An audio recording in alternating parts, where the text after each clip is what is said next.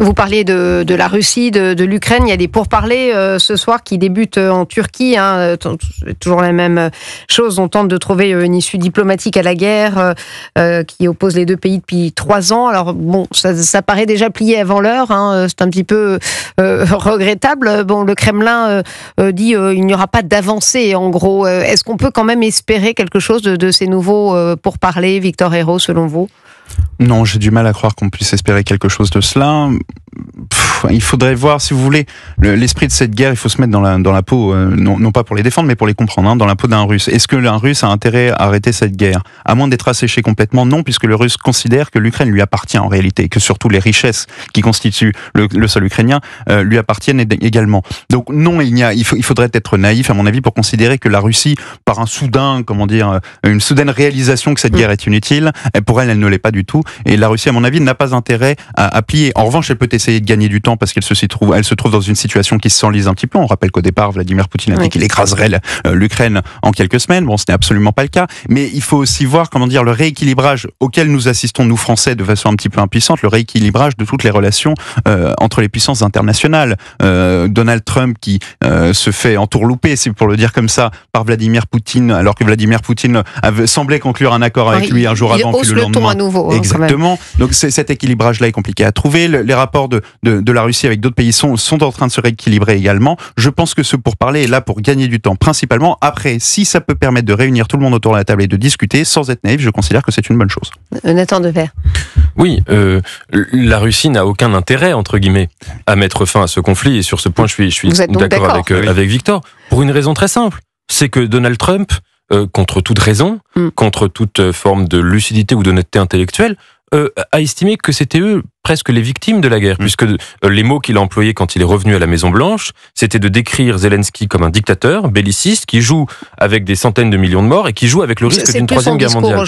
C'est plus son discours, mais on s'en fiche que ce soit plus son discours. Il a employé ce discours quand il est revenu à la Maison-Blanche, il n'a jamais employé, il n'a pas changé de... Vous dites c'est plus son discours.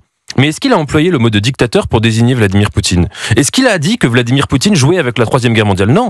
La seule chose qu'il a dite contre Vladimir Poutine, c'est « Oh, cet homme a l'air d'être redevenu fou depuis quelques semaines et il tue des civils, je ne comprends pas. » Ce qui est lunaire, ça fait 20 ans que Vladimir Poutine tue des centaines de milliers de civils dans toutes sortes de pays dans le monde. Et Donald Trump fait semblant, parce qu'il n'est pas idiot, il fait semblant de le découvrir depuis 3 semaines ou 4 semaines. C'est absurdissime. Et évidemment que Vladimir Poutine, il a une qualité, c'est qu'il est intelligent stratégiquement et qu'il a toujours très bien compris les failles de l'Occident. Quand il a vu jadis Barack Obama, pendant la guerre de Syrie, dire s'il y a de l'utilisation des attaques par gaz en Syrie, nous ferons une intervention militaire, que Bachar el-Assad fait ses attaques et que Barack Obama recule alors que la France avait des avions qui étaient prêts à décoller.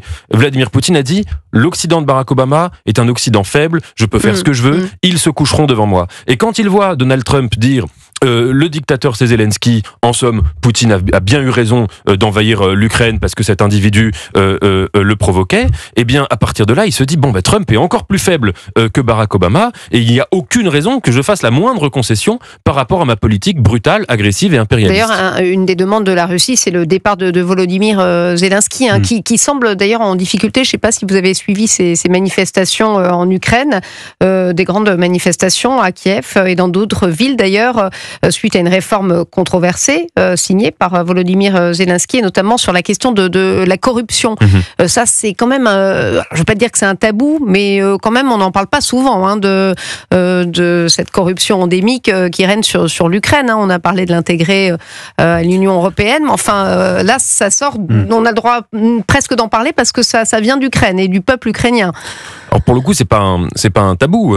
Volodymyr Zelensky a été d'ailleurs élu sur cette question-là de la corruption, puisqu'il était face à Poroshenko, et Zelensky, tout le monde s'en souvient, non, mais depuis la guerre, c'est vrai qu'on évite d'en parler. Il venait serviteur du peuple, la Syrie, etc. Et il a battu Poroshenko sur cette question. Aujourd'hui, évidemment, toutes ces questions de politique intérieure sont un peu mises en suspens par rapport à la guerre. La question est de savoir si, comme le dit de façon incroyablement malhonnête Donald Trump, Volodymyr Zelensky est un dictateur dans l'âme, ou si c'est un président élu de façon légitime, un démocrate, qui, en temps de guerre, applique une politique d'urgence. Ce n'est pas la même chose. Leur relation semble s'être réchauffée ces derniers temps, quand même, Victor Hérault. Oui, c'est le rééquilibrage dont je vous parlais, effectivement, mais Nathan a parfaitement raison de dire que toutes ces questions de politique interne se mettent entre parenthèses durant la guerre, mais il ne faut pas oublier, et c'est pour ça que vous mentionniez la question de tabou. Durant les débats relatifs à l'Ukraine et la Russie, moi je me souviens que pendant longtemps il était impossible de critiquer ce qui constituait le gouvernement ou les élites ukrainiennes, et que c'était être pro-russe que de le faire. Non, en réalité les choses sont plus complexes que ça, et il se trouve que l'Ukraine n'est pas un pays comme les autres. Il y a effectivement une forte corruption dans ce pays, et il faut en parler sans pour autant dire que c'est une raison pour laquelle la Russie devrait l'envahir. Une micro-phrase juste. Oui, vraiment micro, parce que je voudrais vous parler d'un sujet plus léger pour finir, pour vous détendre. Il y a une démocratie qui, même en vivant les guerres les plus existentielles, n'a jamais mis en suspens ce genre de questions, les procès pour corruption, etc. C'est Israël. Jamais. C'est vrai.